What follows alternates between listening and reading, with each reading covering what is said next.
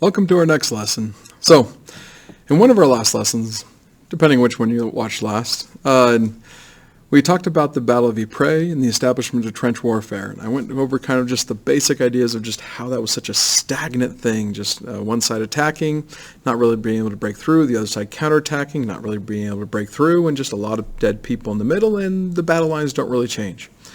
So, there are two battles that are seen as kind of like the epitome of this, although they're definitely not the only ones. There's a lot of battles that just involve, well, a lot of bad things happening in World War I. But those two battles that we're going to be getting into here are the Battle of Verdun and the Battle of the Somme. So I might do both in this video. I might split it up. Depends how long this goes. Something I did not mention, though, in that last video that I actually wanted to was, well, what you see off to the side here. Some of the pictures here just kind of demonstrate just what it was trench warfare was kind of like. Well, first off, look at those two pictures in the upper left. You just have a nice, I believe that's a French countryside there. Some nice farmland, not too bad. And then after basically a massive barrage of artillery, that's the exact same area after it's just been pummeled. And with artillery, one side or the other, I don't know whose artillery that is. Might be both sides, Allies and Central Powers. Not sure. No. And that's why I also have the picture just below it with the artillery. Like, that's the type of guns where just, there's thousands of them, tens of thousands of them. They're just constantly shooting these barrages. The upper right-hand corner, you see this picture of people basically going over the top.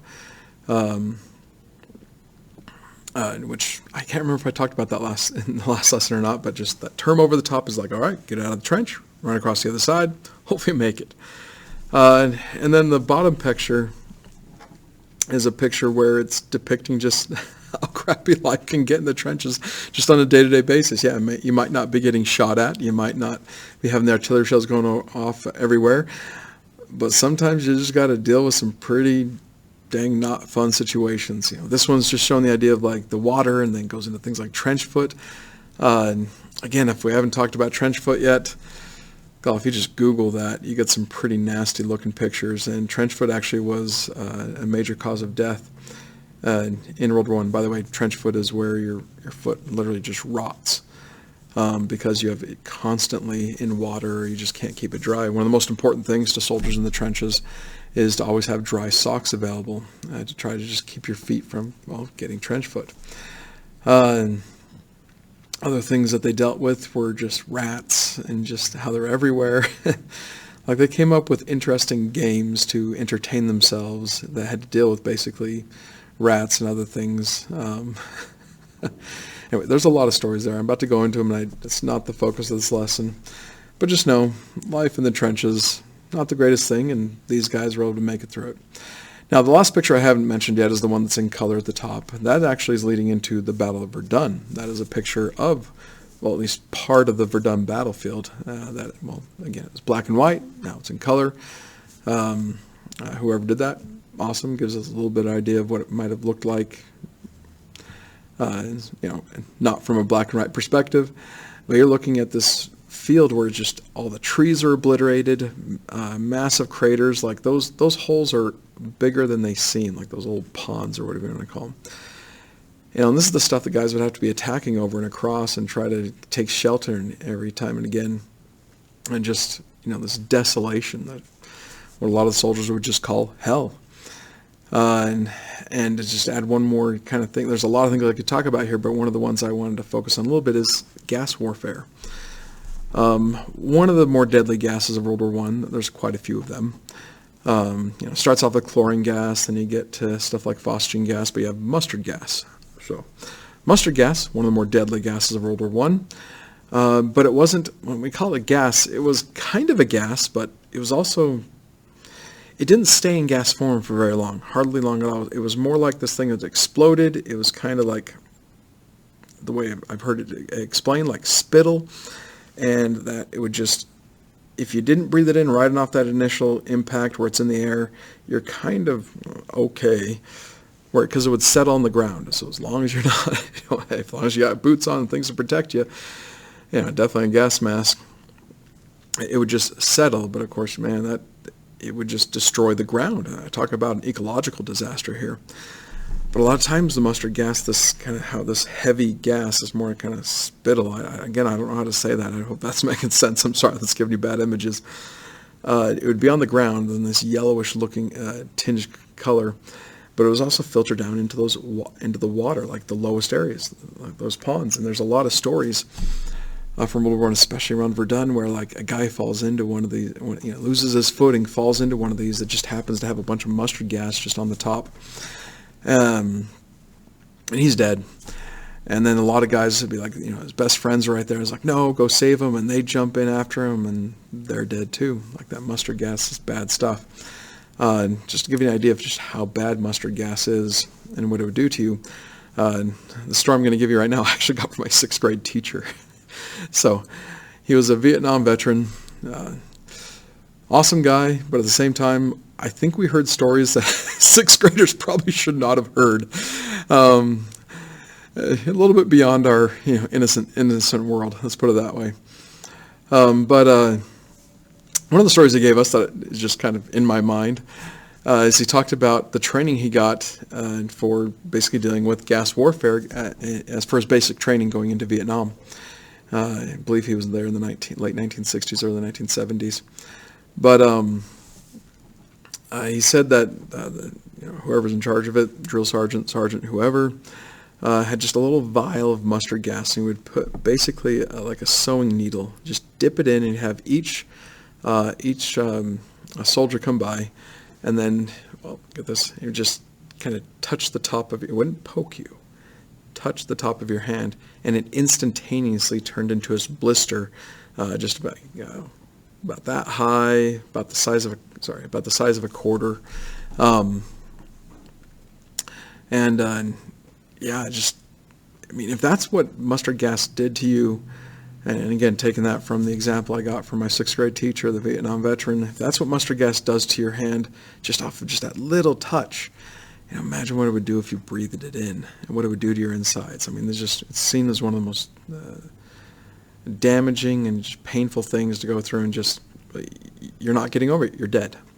So, and that's what kind of happens to these guys when they fall into that water. The other thing to think about is like there's all this water from all this rain that's been coming down, because it rains a lot in Belgium and France, and you have, well, it's covered up in this gas, like you can't drink it. I have also heard of stories where like a soldier would, if you're just so dying for water, you'd have to do what you can to kind of shove the gas, because I guess it layered on the top. Again, as far as I understand, you layer off the top, you have to shove it away from the water, and hopefully you just have more pure water right there, and you can maybe fill your canteen or drink out of it without it. But man, if you just missed one little particle, I imagine that's just going to be bad for you. So just like the life that these guys went through, crazy. So again, I said that this lesson is going to be more on what's called the Battle of Verdun, and seeing that I'm already 8 minutes into this after talking about just these pictures, this is probably just going to be on the Battle of Verdun. I'll have a video on the Battle of the Somme after this. So, actually, I'm going to introduce both of them right here. So to give you the basics behind both these battles that are just seen as like this is how bad World War I is type battles. Battle of Verdun is an offensive by the Germans. The Germans are, I'll actually explain what their strategy is in a little bit, but they're trying to take and hold a certain area of the French line in and around a fortified city called Verdun. Tons of forts around it, and I'll get there in a little bit. Just in the first month, you see, just under 200,000 people getting killed, a heck of a lot more wounded and maimed and things like that. But they call this a battle, but it's one of those things where we usually think of battles like the battle went for a day. The battle went for 3 days. Holy cow, that's a long time. But starting with World War I, and even in World War II in some cases, you get these battles where it went for months. It went for 6 months, 8 months, 10 months. This was almost a year long where we call this a battle. I'm getting ahead of myself. Like Battle for the Atlantic is essentially all 5 to 6 years of World War II. Anyways, not a different type of battle there. Battle of the Atlantic, submarines versus ships type stuff. And again, I'm getting ahead of myself. That has nothing to do with Verdun or the Somme. So, but after this 10 months, basically, you have or just a little under a year really, around Verdun, you have well over 1 million people that get killed. And the Germans, at the end of it, have just advanced 3 miles. That's it. I mean, it definitely just gives you this idea of like back and forth, everybody's dying, and there's really not much gained at all. And was that worth the price, you could say. Battle of the Somme, same idea, arguably even worse, because you have more people die, close to 1.3 million people die, and again, a lot more maimed and wounded and things like that beyond there. 1.3 million casualties. I can't remember what the deaths are. Sorry about that. And this lasted just like 6 or 7 months, I believe. Maybe it was 8. I can't remember. It's a little bit shorter than the Battle of Verdun. But you see more people basically dead and just lives ruined there. And the Allies do advance 8 miles, but again, they're thinking this is going to win the war. Advancing 8 miles doesn't win the war. Not even close. So, Battle of Verdun, what is this?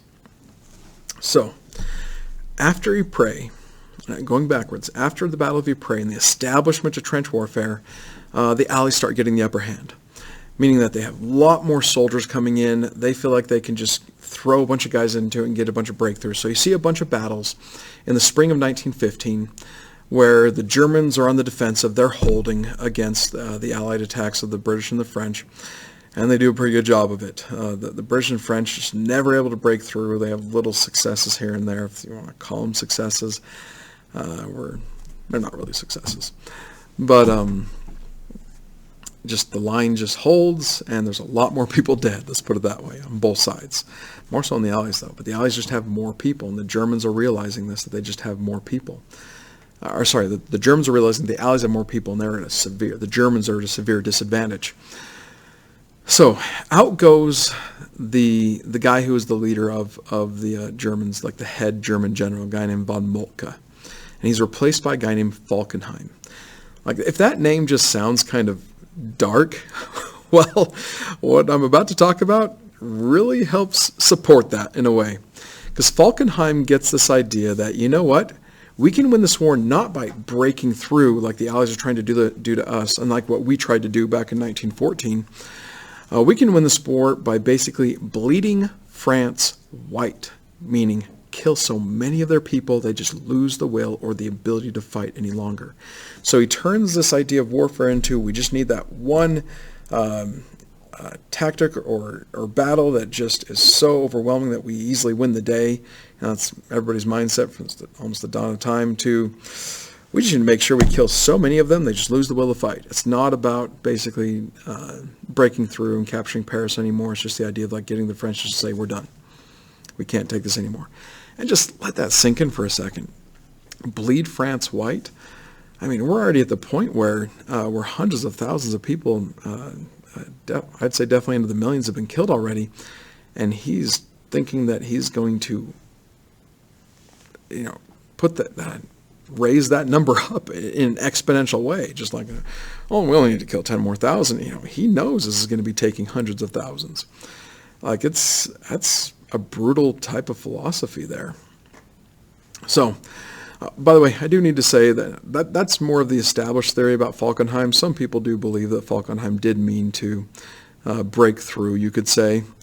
But the way the Battle of Verdun goes, the whole bleed France white, well, it turned into bleeding France and Germany white, you could say, in the idea of like they just lose so many people, like the numbers I showed you in the last slide. So the area where they choose to attack is an area where they feel like the French are not going to expect it. So again, in 1914 they attacked through Belgium because it was the easier route to come, less fortified. The French wouldn't really expect you to come that way. This time though, they think, all right, we're going to hit exactly where the French feel like we're never going to hit, because they feel like the French are feeling like we're too fortified here, in around a place called Verdun. It's right on the border between France and Germany.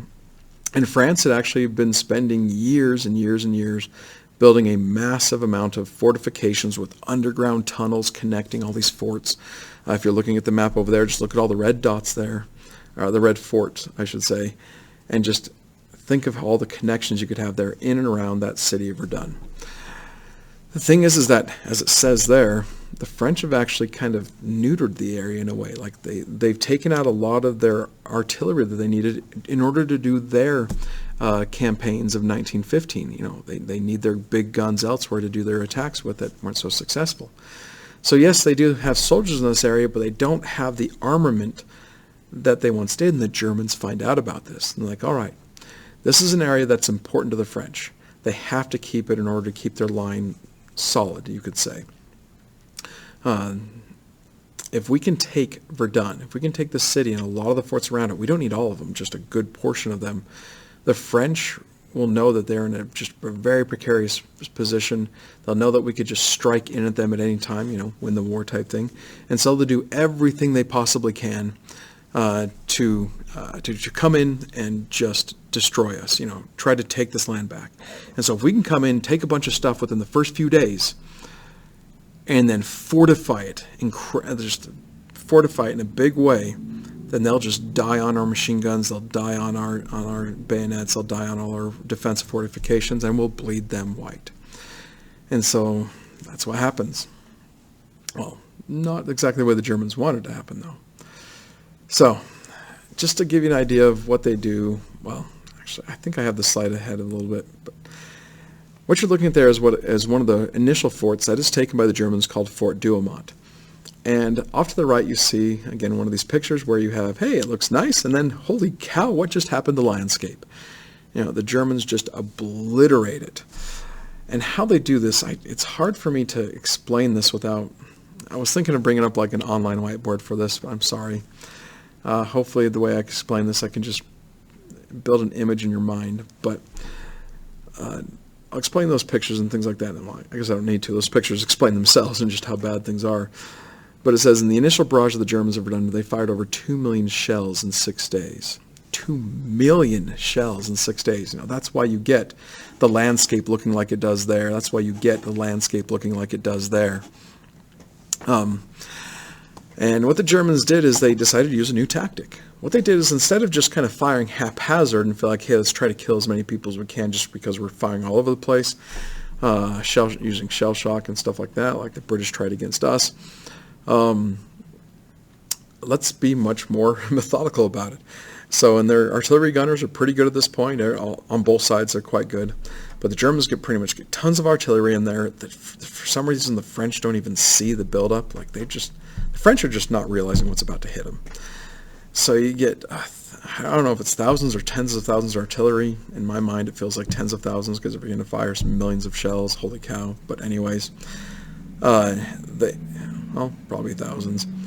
They fire, and they fire off of a couple mile range along this initial fort line of Verdun, where it shoots, all the guns shoot into one area, and then when they reload, they just turn their guns a little bit so it shoots in another area. And they just keep doing that, so it just goes pow, pow, pow, pow, pow. And the best way I can explain this, it's like a sprinkler, if that makes sense, you know,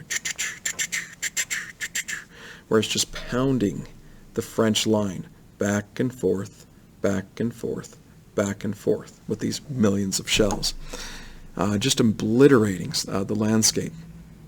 Yeah, a lot of French die, yes, but not enough of them, you could say. A lot of French survived this barrage. Although one of the things the Germans did to really get the French in this initial barrage, which was I don't know which word to use for this, jerkish, smart, whatever, depending on your perspective. And it was usually understood that once the artillery stopped, you know, the attack's about to come.